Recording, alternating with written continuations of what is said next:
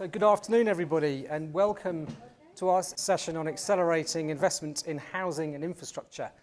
My name is Thomas Aubrey. I've been working with the Centre on housing and land reform for the last couple of years. My background is in the capital markets. I spent a lot of time looking at complex transactions, often dealing with infrastructure and housing challenges. Now, over the last few years, all parties have, I think, moved towards a consensus agreeing that the UK needs to invest more in infrastructure and housing. And I was just glancing through the manifestos this morning, and a few numbers that have been promised by our politicians have come up. So the Conservative manifesto has a target of 300,000 units. I think that's probably an England target. 100 billion in infrastructure. Liberal Democrats, same target, 300,000, but 100,000 of those are social housing. They've gone for 130 billion in infrastructure. And Labour have not an overall target, but have a 150,000 social housing target and 250 billion in infrastructure. So it's great that we are having this discussion, but the challenge is that we need to think about how we start to implement this, because promises won't really get us very far. If we look back, we haven't done a particularly good job of investing in our housing and infrastructure. A recent Shelter report said that there was, I think, 1.2 million shortfall in social housing across the country. We know that our infrastructure remains very poor quality compared to the OECD benchmark, which has other effects on growth and productivity. And of course, when we're thinking about infrastructure and housing, we rarely do these things together, and yet they're so fundamentally intertwined. When Crossrail was started several years ago, it's not yet finished yet, no thought was put into how it might be integrated with housing. The same goes for HS2 as well. And there really is no excuse, I think, going forward, if we're thinking about sustainable development, to not actually integrate infrastructure and housing. So I think the challenge is, whoever is in Downing Street in a few weeks' time, they must enable the public and private sector to work together to really deliver that new generation of integrated housing and infrastructure. But what needs to happen to do this? And that's really what our esteemed panel will be discussing today. What further powers should be devolved to people on the ground they can deliver this at the city region level, as we heard earlier with the discussion on the localisation of politics. So let me introduce our panel, who hopefully will give us many of the answers. On my right, Julie James. Delighted to have Julie. She's the Minister for Housing and Local Government for Wales. And prior to her being elected member for Swansea West, she was a leading environmental and constitutional lawyer. So thank you so much for coming down today. Joanna Rao, next. Joanna is the Director of Integrated City Planning at Arup. And Joanna leads on economic development, regeneration projects linked to infrastructure investment, master plans and strategic city plans. And finally, on my right, Rose Grayston. Rose is a policy manager at Shelter, and she leads on Shelter's work on how to drive up the supply of genuinely affordable homes, very important point, where they're needed most. So without further ado, I'm going to hand over to Julie to kick us off. Shall I stay here, or shall I stand up so I can see you all better, actually? We were just talking in the green room, as we grandly called it, over a swift coffee, about what level of understanding of the devolution of powers to Wales there might be in the audience. And I think, so forgive me if we were wrong, the consensus was not very much.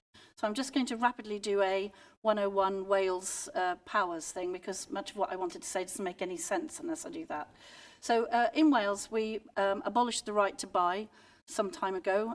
We suspended the right to buy some time ago, I should say, and now we've actually abolished it. We worked with all our councils to take the HRA caps off following the announcements last December by the UK Tory government that would now be allowed in order to ramp up their ability to build. And we also have in Wales 22 local authorities, 11 of them are stockholding local authorities, so still able to build council houses for themselves. 11 of them did stock transfers to an RSL, registered social landlord, some 10 years or so ago, and so they aren't stockholding, so we're having to work with them to see how we can lever their money in to the build.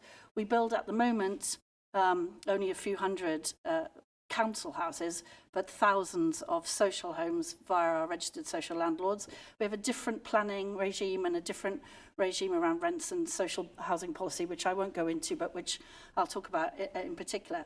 So what I wanted to start off by saying, we're hoping to have a session a bit longer than is advertised. I wanted to start off by saying that in Wales, we know that in order to even meet the ability to get our people out of temporary accommodation, we need to build somewhere around 4,000 social homes a year for the next 10 years. And at the moment, we're building about half of that. So we need to ramp that up very seriously. We also have a big problem with where the social homes are. So at the moment, we rely on 106 agreements with private sector developers by and large to build them for councils, and the RSLs build them via some grant funding from us. We also have a big issue with where they are. So a large part of the housing development in Wales has been speculative, so it's been along the M4 corridor, away from schools, hospital infrastructure, without much active travel. We have an active travel bill in Wales that means that councils have a duty to promote active travel in their area. And we also have something called the Wellbeing of Future Generations Act, which means that all public sector decision makers have to balance off the needs of future generations against the decision that they're currently making, which has made for some controversy. You may have heard there's been a bit of a row about whether or not we replace sections of the M4, for example. And so what we've done is we've decided really quickly to put something called the Innovative Housing Programme in place, about £90 million invested over 3 years, to drive the build for a completely different kind of new housing, mostly modular, mostly carbon zero or carbon neutral or passive house. There are several standards. The point of the programme is to look across what's been built and monitor whether it does what it claims. And so we're now in the third year of the programme. The houses that were built in the first year, we know whether they do what they said on the tin. Most of them do, some of them don't. We took the risk away for the developers. The government took the risk of that. As the programmes come through and we know what works, what we're saying is that we will use those models to push the social housing out. At the same time, we've done something which sounds boring but has been very instrumental, which is we've changed the way that we hold public land. So we've centralised Welsh Government land, and we've decided to use it for a good public purpose rather than for the maximum price it will gain in the market. So previously we would sell the land at maximum value, usually to a big house builder, and we would reinvest that money in services. And that's driven some things that we really don't like. That's the truth of it. So what we've decided to do now is reverse that, use the land for the best public good that we can, drive the housing developments ourselves, make sure that most of them have, at the very least, 50% social housing, and that the rest of the housing is a mix of private, cooperative or mutual type housing, shared equity, help to buy type affordable. Because we're just not, the market just isn't delivering what we want. And we're also putting a new planning regime in place. So we're out to consultation on a national development framework, which is effectively a spatial plan for Wales.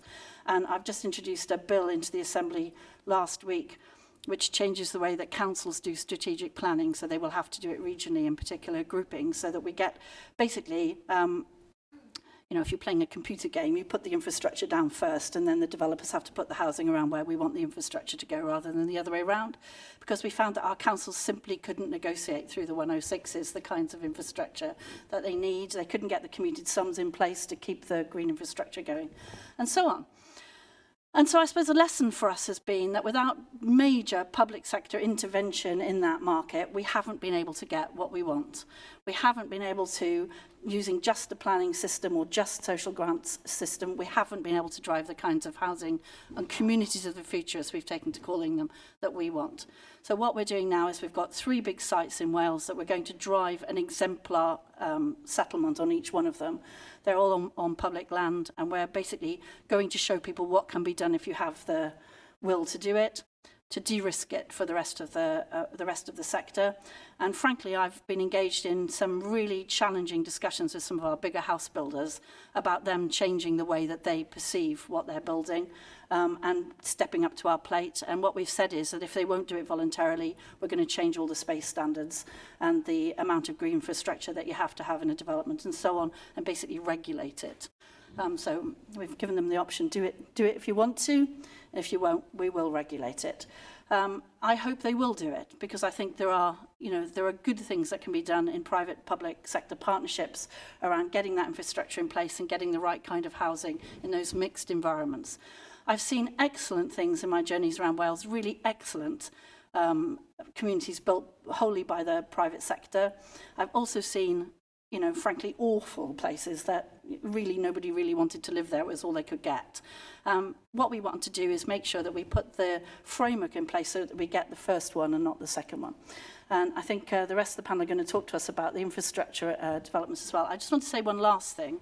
One of the other things we're trying to do is eradicate the scourge of homelessness in Wales. I've got to say this out loud. This is the first time I've been to London in ages. I lived here for 15 years, but it's the first time I've been in ages. I'm absolutely horrified by how many homeless people there are. So we do have street homeless people in Wales, but not like this. I'm absolutely horrified by it. We were just talking earlier. I mean, how have people got so used to this in such a short space of time? Anyway, we're changing the way we do it in Wales. We're changing the way we look at intentionality and priority need, for those of you who know the jargon. We're basically saying if somebody's street homeless, then you house them, council, and we'll sort out the plumbing afterwards. In Wales, most of the people who are homeless are still homeless because they have a myriad of complex problems, not just because they're destitute. We have some of that driven by some of the welfare stuff. Sorry, I'm being unashamedly political about it. The welfare stuff has driven some of it.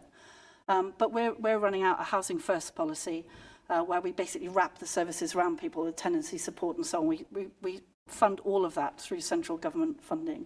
And that way we've got our numbers right down. So in the sort of 100 or so. I mean, one is too many, isn't it? But we're in the 100 or so across Wales. So I hope we'll get onto that as well. So effectively, my message here today is you have to attack both ends of that. If you want to build the communities of the future, you have to make sure that you have this housing supply in place, that it's places that people want to live and work. You put the digital infrastructure in, you put the active travel stuff in, you make sure your employment land and opportunities are available around those communities, and you also have a compassionate welfare system that stops people sliding into homelessness. As we say in Wales, diolch yn fawr. Thank you very much.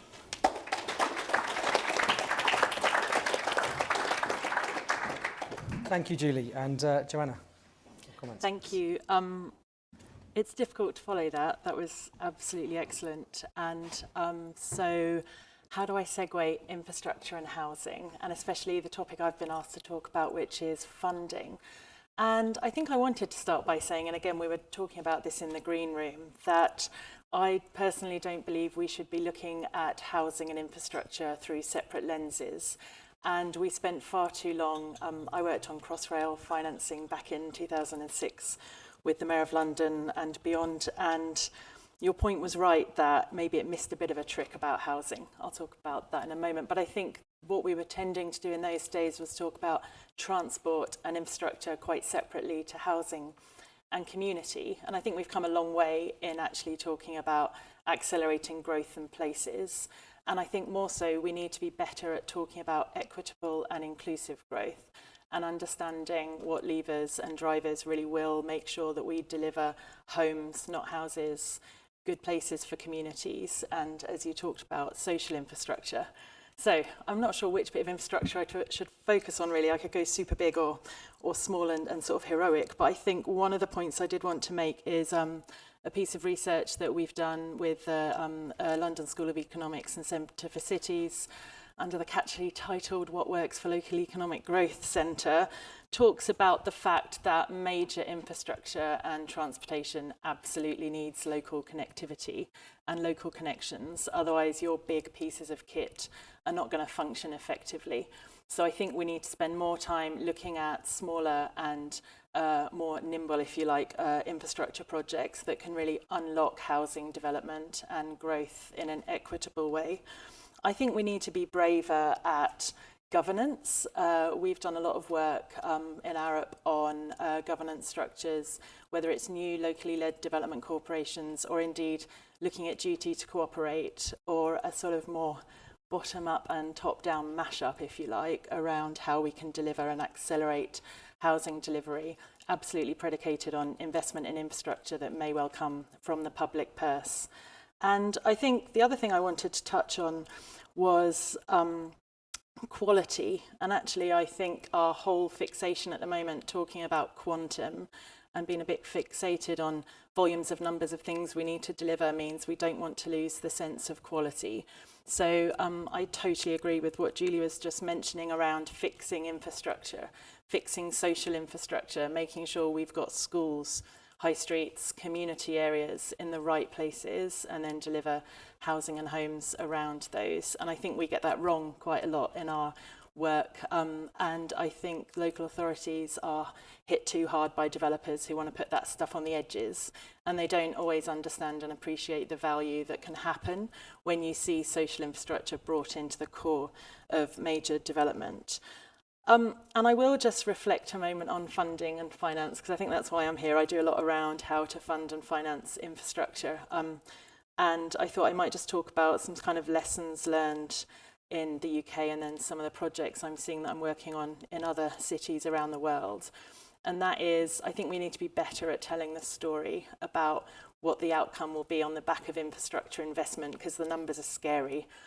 When you look at big multi-billion-pound projects, there's got to be a better dialogue between how the private sector can help fund projects that they will benefit from, as much as the public sector expected to kind of cough up the money. And certainly when we worked on Crossrail and looked at the package around how the Mayor would fund a third of that, and the instruments that we deployed there, it was definitely about making the case that the beneficiaries should be funding these projects. And indeed, that's where we looked at value capture techniques, kind of early value capture techniques, if you like, around business rate supplement and so forth. And that is transcending into other global cities. So Sydney Metro, Cross River Rail in Brisbane, a few projects in America are looking at how you can better communicate funding and financing infrastructure for the good of communities and place. And it's good to see that happening. So I guess, in summary, actually, your point there about Crossrail and did we miss a trick around housing and telling the story, I think we were very aware actually about how we needed to make sure that Outer London understood the benefits of infrastructure arriving in those Outer London boroughs. The Outer London Fund looked at how to elevate and reinvigorate and regenerate high streets. But I think also that was my point at the beginning about how should we be talking about infrastructure at the moment and how should we talk about housing. And I like the title here, The Power of Place, because I truly believe that we need to stop these silos, and especially in government and local authorities, stop this siloed working of economic development sits in one area and the built environment sits in another. But actually we need to bring them together and just talk about how we want to create and deliver better places, better communities, and equitable growth. So I think my final comment is I'm really enjoying and watching some of the cities who are driving projects into places of deprivation and understanding that that will do some good for their city as much as projects that will just, you know, keep the wealth going. But we've got to stop this disparity between wealth and poverty, which is happening in our cities. I know Marvin Rees spoke earlier. I can see a former client in the audience when we looked at inclusive growth, but actually that was very much predicated on ensuring that when you start a project and look through many lenses, you make sure that you're talking about people in place fundamentally, not always the big kit and the infrastructure. I'm going to hand over to Rose now, who's going to get us back into housing. Thanks. Great, thank you so much, Sarah. Rose, please. So I'm going to talk about this topic, as you might expect, as I'm from Shelter, from a social housing perspective. Why does Shelter think social housing is so critical, not just for street homeless people, but for a much wider group of people now? How are we delivering it at the moment, or more correctly, how are we not delivering it at the moment? And what are our options for doing better? So for Shelter, we see the urgency of the need for social housing every day in our services.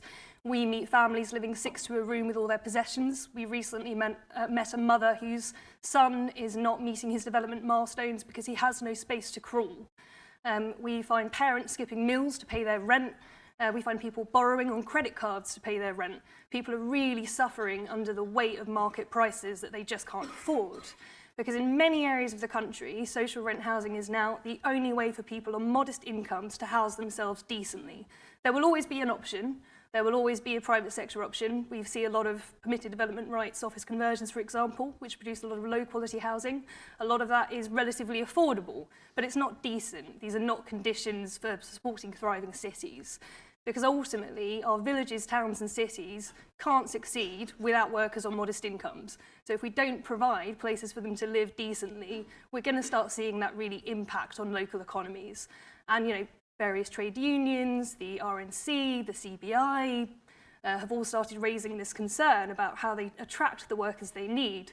The big four accountancy firms are now all looking at providing their own employee accommodation because they don't believe they can trust the market to provide homes that even their entry-level staff can afford. So we would make a case to see social housing as a form of infrastructure.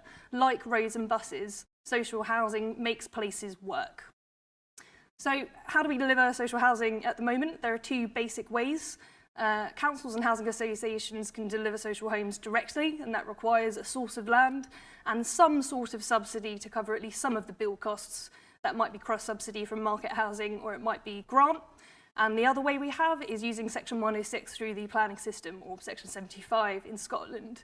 And this means that as a condition for getting planning permission to build market housing, councils can require developers to build a proportion of social affordable housing and some infrastructure for the people who won't be able to afford the market homes that they're getting. We have these two basic ways of delivering homes. How's it going? Not very well. So last week in all of the Manifesto Madness, we had new statistics for affordable housing come out, and they showed that we built just 6,300 social rent homes in England last year for a waiting list of 1.1 million people. Robust research from the National Housing Federation and Heriot-Watt University have estimated the need 90,000 social rent homes a year in England to start working through that backlog of need. So we are nowhere near getting a grip on this problem. If we think about those two routes, why are they not working? So route one, direct delivery. It's not working partly because grant funding has been reduced for social housing and at some points eliminated entirely. In fact, we've only had a little bit of money for social rent housing since 2012. That's a big part of it.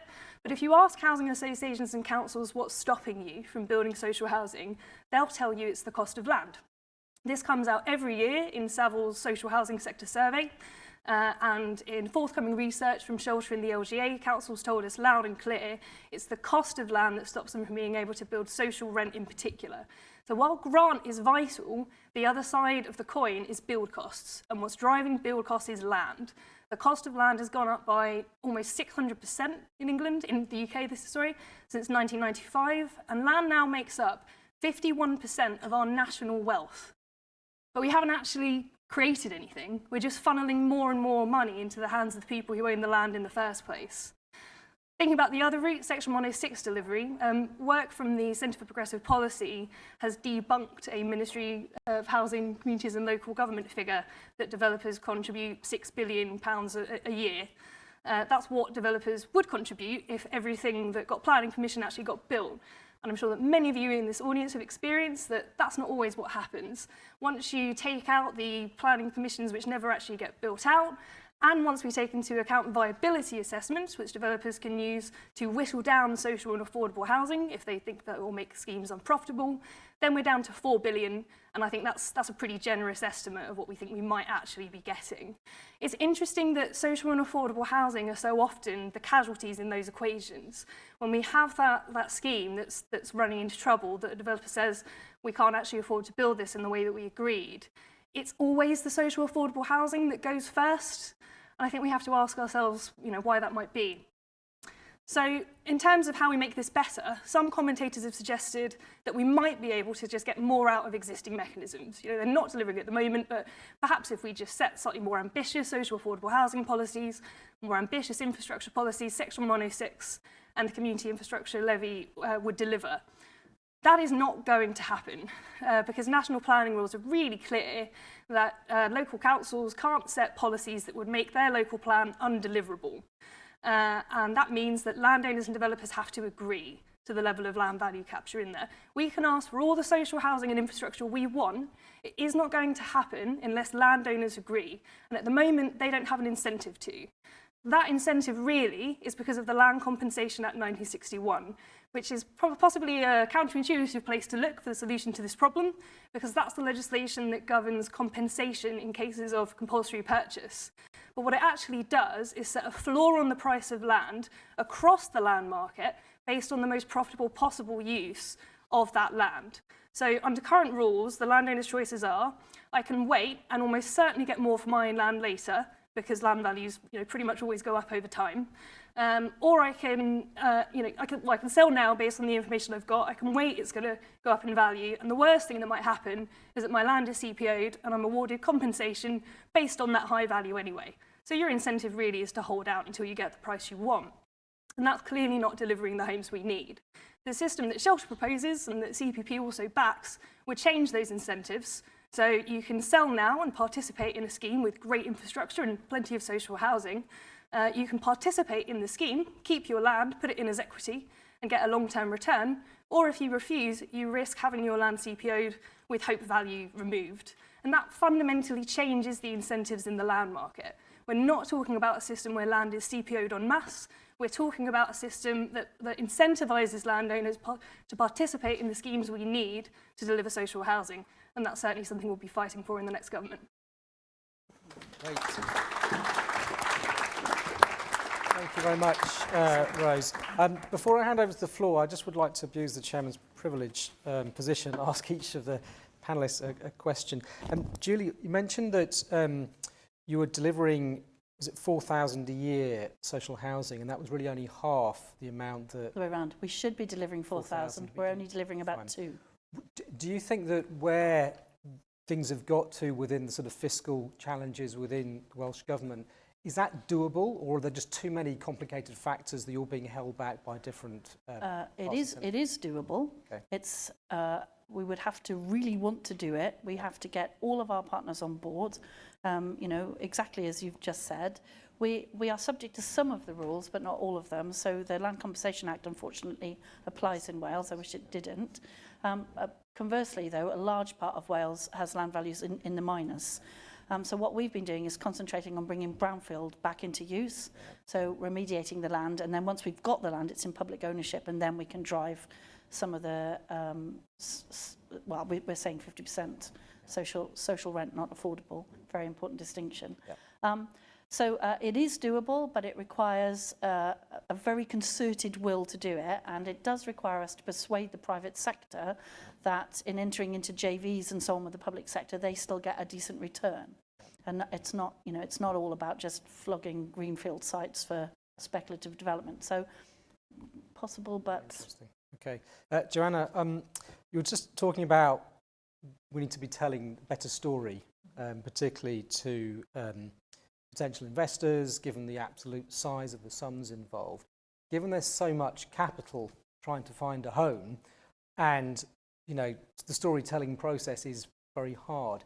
Where do you think we've got to in that process? Because you read any global infrastructure report, there's always large figures promised, and it very rarely gets to where we need to get to. But do you think storytelling has moved on? Do you think we really can capture a much larger chunk of that capital? Or do you think there are other impediments there? I actually think we're really bad at looking back at projects that have delivered better than they were intended. There are many examples. I'm going back into infrastructure rather than housing now. But there are some really good examples of infrastructure projects that have done far better and delivered far more wider benefits, housing, jobs and so forth than they were ever modelled in our quite narrow appraisal methodology that we use on projects in the Green Book and so forth. There are examples in London and other projects that we've been looking at globally actually, which are, if we just look back at the original BCR or the original kind of story that was told and demonstrate that actually these projects can do far better, I think we could do much more in kind of telling the story of sort of historic trends going into the future. And I think also the other thing is we need to be smarter at trying to understand that really difficult word gentrification, which incidentally I'm not buying into, but we've been doing some research called Development Without Displacement, which is trying to understand how you can still do good development and infrastructure investment, but make sure you retain communities in their homes and their places and look at better structures around whether it's zones planning and Section 106 agreements or other. And there are some good examples in New York, actually, of how the mayor is able to more effectively control what's happening so that you don't see displacement and gentrification, but actually you just see better access for people to work and home. Yeah. Very interesting. Finally, Rose, obviously since the post-war period, land reform has come up a number of times. Generally, Labour government has introduced something that's been repealed. I'm just interested in your thoughts around the importance or not of a cross-party consensus for land reform, whether you feel that we're actually getting to that place now. On the one hand, I think the policy pursued is the more important bit. So often Labour governments have focused on development taxes, and that hasn't done anything to change the incentives in the land market. A landowner in that situation can say, I don't like that development tax, I'm going to hold out, force a change of policy, and that is what's happened. Whereas the reform that Shelter and CPP put forward removes that option. Because we'll create a system with the right incentives to get land flowing, getting the communities that we really need. But ultimately, if landowners don't like that offer, you have the power of CPO there as a backup. So non-participation is not an option. And I think that, in policy terms, is what makes the reform really work. Nonetheless, I do think cross-party consensus is critical for getting a long-lasting reform. I think if you have a Labour government introducing these kinds of reforms and a very powerful landowner, land promoter and developer interest groups who have another option there, they will always use that option, and it's really difficult then to get that change to bed in. I also think that if we did get this change to the Land Compensation Act 1961, it's going to take a while to really see the fruits of it. So you want to be able to test that success across a few years, probably more than one parliamentary term, to really get buy-in for it. So on the one hand, I think actually we've probably got the policy a bit better now. On the other hand, I think in narrative terms, to get that consensus, I think you do need the cross-party consensus as well. And I would note that Sajid Javid, the Chancellor, Tony Pidgley of Berkeley Group, a number of other unusual voices have joined our call for land reform now. So that's really encouraging for the future. Great. Let's hand over to the floor for questions. Okay, I'll take three and go this middle there. Is there any microphones? Yeah. And then these two here. Thank you. You say who you are before you Sure. I'm from the University of Sheffield. My name's Katie and I work in social sciences research engagement.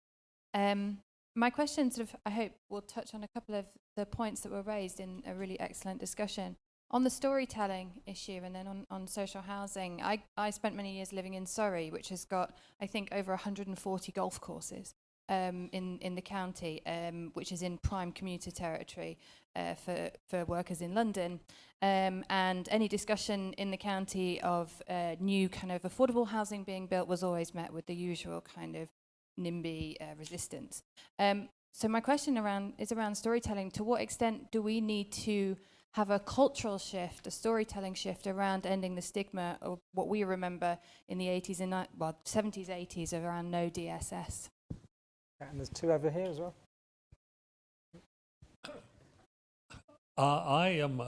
Thank you for your contributions. However, I must make a slightly different approach. It's Nick Bosanquet, from resident of York and from Imperial College. Surely local community development is also about improving the existing housing stock. And I passed on the train through Retford today. Now that's got a very good record of improving the existing housing stock. I could see the double glazing and the painting quality of the streets, even from the train. Isn't this total emphasis on new housing pulling attention away from improving access to housing in the here and now for people with moderate and low incomes? After all, we do have a number of incentives, including shared ownership, help to buy, which, by the way, if anybody uses those programs in many parts of Wales, their housing costs are going to be lower than living in rented housing. Why aren't we putting an emphasis on developing these incentives and then helping people to invest in improving the existing housing stock, which will do the most to improve the community? If you look at the highly gentrified areas. And I was for some time, 8 years, a councillor in Camden and chairman of the Housing Management Committee. The housing conditions in North London have vastly improved, not through any new building, but through renewing the existing housing stock. Great, thanks for the question. And then one here before I go to the panel. Thanks. Harry Farmer from Nesta. I just wanted to pick up on those really fascinating comments around land value and land prices and how that's quite a big barrier to the creation of new social housing. And obviously there's some very interesting policy proposals kind of alluded to around how you could circumvent the barriers that throws up. I'm just wondering though, in addition to that, given the financial sector and its relation to housing, there's a very, very big connection there in terms of what's led to the massive surge in land value kind of inflation. So in addition to the sorts of policies that you're talking about, is there a need for kind of broader reform of the financial sector and the financialised nature of the land market in the UK, or will those things be sufficient on their own? Great, so we've got storytelling, particularly around increasing social housing, particularly in NIMBY areas. We've got this focus on the existing housing stock and new housing. And the last question on land values, barriers to social building social housing, and to what extent there may be a banking challenge as well. Would you like to start taking some of those? So the answer I want to give to the two questions actually is interesting. So I concentrate on new build because that's what I was asked to do. We have a whole programme on bringing houses up to the Welsh Housing Quality Standard that we call it, and we've also got a decarbonisation working group working on how we can, so our Housing Quality Standard, for those of you who don't know, got it up to EPCC. We're now working on the next tranche. We're 3% off having achieved the original Housing Quality Standard. And you're right, Help to Buy and so on does help for new build to get some people into the housing ladder. Some of the work we've had done on the evaluation of that, though, shows that we haven't hit the target market that we wanted. But here's the answer. What we've been doing is we've been incentivising our councils across Wales to target empty properties, especially if they're substandard, and target grant/loans on those properties. And either you have access to a loan/grant depending on a number of factors, which I haven't got time to go into. If you live in the house for 5 years, or if you give it to the local authority to use as social housing for 5 years. And then you get it back in a better, in a habitable condition. We're just rolling that out. In terms of making social housing more acceptable, in inverted commas, I don't necessarily agree with the stigma. I think some of the stigma is around the fact that we've restricted its access for people, so they resent it. It's not just that it's substandard. So I live in a small village in Wales, which recently had a house sold in it for 2.75 million. I know that sounds like peanuts to you guys, but it's like staggering amount of money for us, which means that my children will never be able to buy a house in the village they grew up in. So we need to build social housing in those villages with those ridiculous land prices. So what we're saying is if you give access to that social housing to local people, it's not just on need, it's on access for local people. It keeps our young people in our countryside. So that's the other thing, is we've got a massive drain. So actually we have schemes that cover off both of those. I do think if everybody feels they have access to this really excellent housing, then you reduce some of the stigma. And I did say the stuff about making sure it's scattered through all the housing developments, no social doors and all that kind of nonsense. In terms of the land value, we are currently investigating putting a vacant land tax on in Wales. So that means if you have planning consent to build housing and you're not using it, you pay a tax. We're not proposing that we raise very much money from that. We're proposing that we change people's behaviour. So it's not meant to be a revenue-raising thing, although if it raises some revenue, great.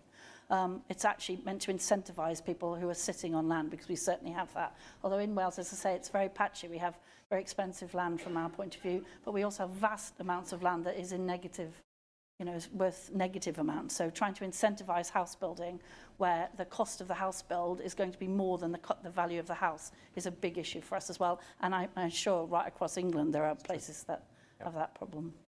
Great. Joanna, take any of them you'd like to. Yeah, I will. So on the storytelling, I think I live in quite possibly the most NIMBY place I've ever experienced at the moment.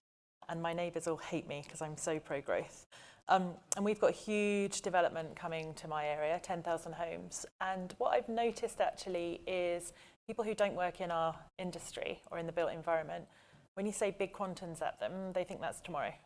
So my next door neighbour thinks she's going to have 10,000 homes in her garden tomorrow. And what I've been trying to talk to my neighbours about is actually this is a slow, community-led proposition, actually not fast enough because we can't deliver the affordable homes quickly enough. But actually I think we need to be better at telling people what will happen to them over the next 5 years, 10 years, 15 years, and what will happen when their children are, adults and so forth.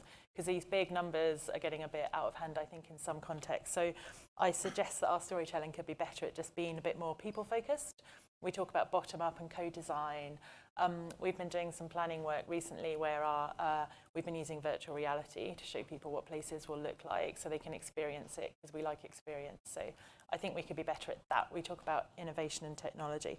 I think the only thing I wanted to say, jumping to the point around finance and regulation, is having worked for the Mayor of London and sort of sat on both sides, because I also work with developers now, I don't think we're very good at being open book. The public sector often have to play their hand very openly in regards to what they'll be funding and what they'll be doing around land remediation or so forth, and it's quite closed book from the commercial side, and they can kind of redact commercial confidentiality and so forth, and I think that doesn't help, because actually, having worked with developers, I can see that there are issues around viability and acceleration, but from the public sector side, I think they could be smarter at understanding. I guess I actually think there should be more commercially minded people working in delivery teams in the public sector if possible, and I know they're resource constrained, but I think we could be better at just being a bit more open about how difficult some of these sites are to get forward and negotiate better. Rose.